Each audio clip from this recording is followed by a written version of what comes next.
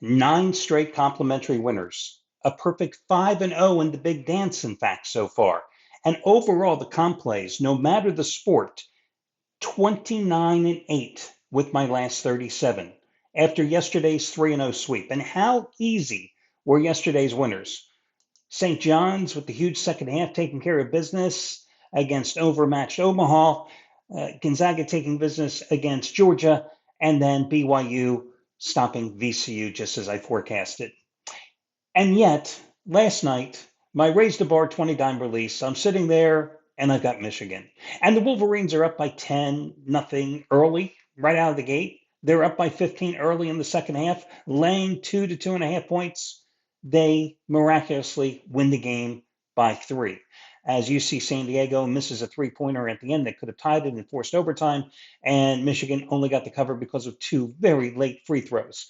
And I'm sitting there going, why couldn't I have had any of the easy winners? St. John's, BYU, and or Gonzaga, because they were my picks too.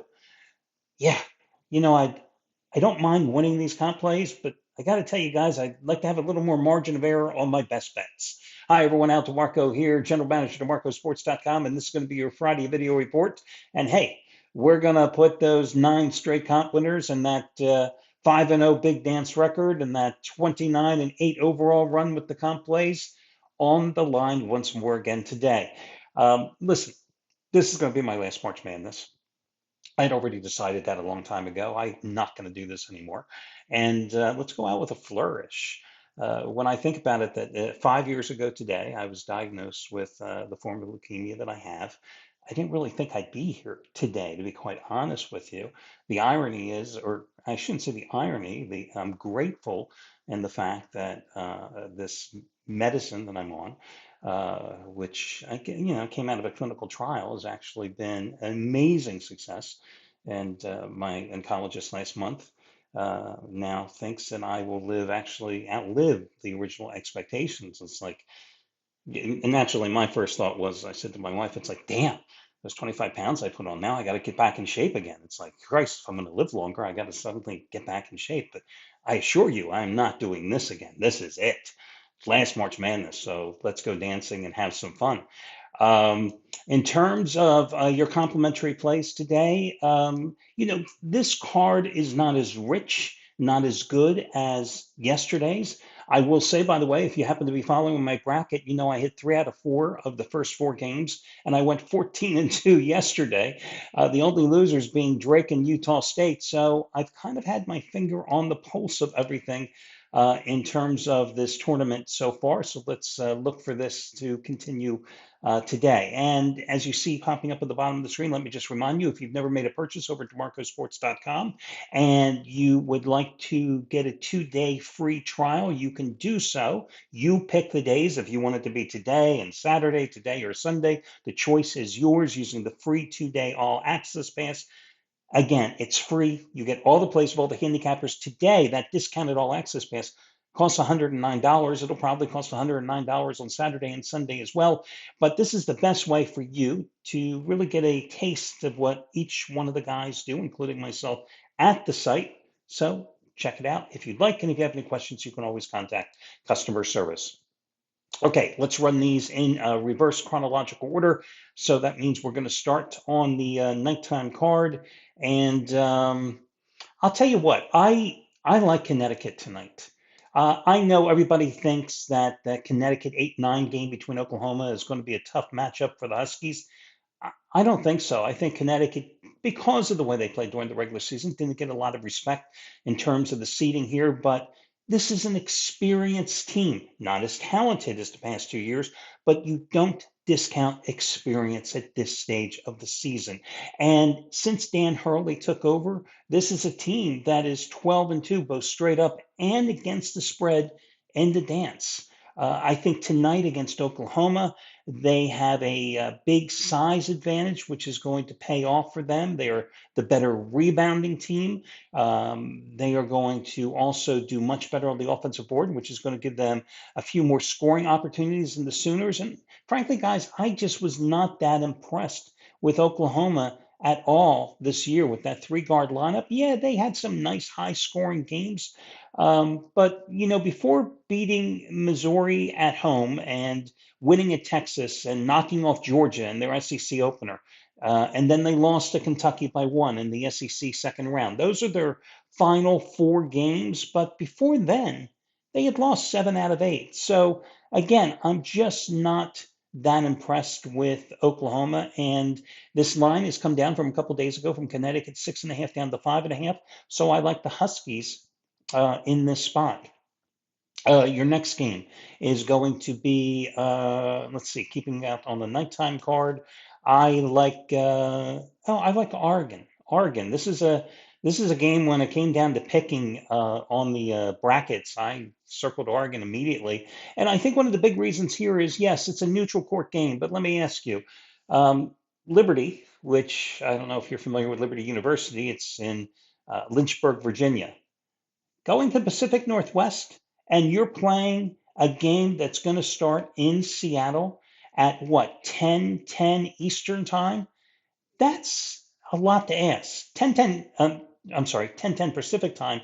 That's a lot to ask because that's a game that's going to start after 1 o'clock local time for those guys, the athletes. I think it certainly favors geographically and logistically Oregon, who is going to be the fan favorite in this game too, because of their proximity to their home base. So I like Oregon here. This is a game too where the line dropped earlier in the week from 7.5 down to 6.5 as money poured in on the Flames. A team that didn't play anybody this year. I look at KenPom, for example, KenPom.com, one of the sites that I always use extensively when I handicap. In KenPom, not only was Oregon ranked number 31 overall this year, but Liberty was number 60. But then I look at strength of schedule, which is the most telling thing that you can find sometimes at KenPom. Oregon strength of schedule, 17th. Liberty out of Conference USA, 136. Again, did not play anyone. And you know that Oregon is a perfect 8-0 lifetime, never have lost a first round game, as I noted in my tournament bracket history under Dana Altman. And they come in here just as hot as Liberty, having won 8 of their last 9. So again, I'm going to go there. And it's an interesting 5-12 matchup because you know the preconceived notions about the 5-12.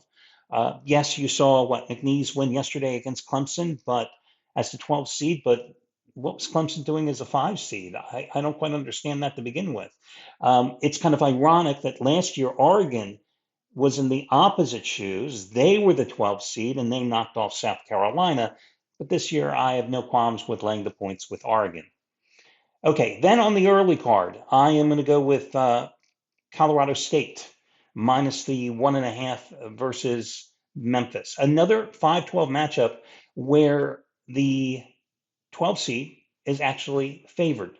And the key thing here is because of the Memphis injuries. Their starting point guard, who did not play in the Conference USA final against USB, Tyrese Hunter is out with a foot injury. He averaged 13.7 points, third best on the team, 3.8 rebounds, 3.7 assists. His backup, Dante Harris, probably not going to play either today.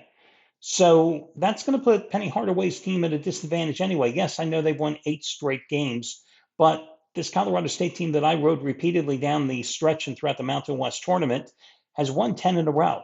Damn good as a favorite this year, 16-6 versus the number. They've got a guy, Nick Clifford, who I spoke about in my analysis when backing the Rams frequently this year, is just worked his way probably into the first round conversation for the NBA draft, averaging 19 points, 18.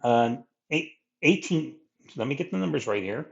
19 points, 9.8 rebounds, I think 4.4 assists on the year, and he's shooting nearly 51% from the field. But in his last 17 games, this guy has been on fire. A stretch where Colorado State has gone 15-2. In that 17-game stretch, he's averaged a little over 21 points, almost 10 boards a game, little over 5 assists a game, and shot 51.3% from the field, 45.8% from three-point land. And of course, he's coming off a monstrous Mountain West tournament as well, where he averaged 25 points and 10 boards. So This is a Colorado State team that has some dance experience because remember last year they upset Virginia in the first four before losing to Texas, but that was their first postseason experience since 2013. So it's not like they haven't been here before. And I also find it interesting that over at Ken Palm, they're ranked 44th and Memphis is 50. So if I had to rate these three plays in terms of how order that I like them, I would say Connecticut and Oregon would be right there at the top tier, with Connecticut getting a slight edge as my favorite play today. Connecticut would be a slight edge as number one. Oregon right there is 1A, and then Colorado State would be on the second tier. That'll do it, guys, and best of luck, and we'll talk again tomorrow.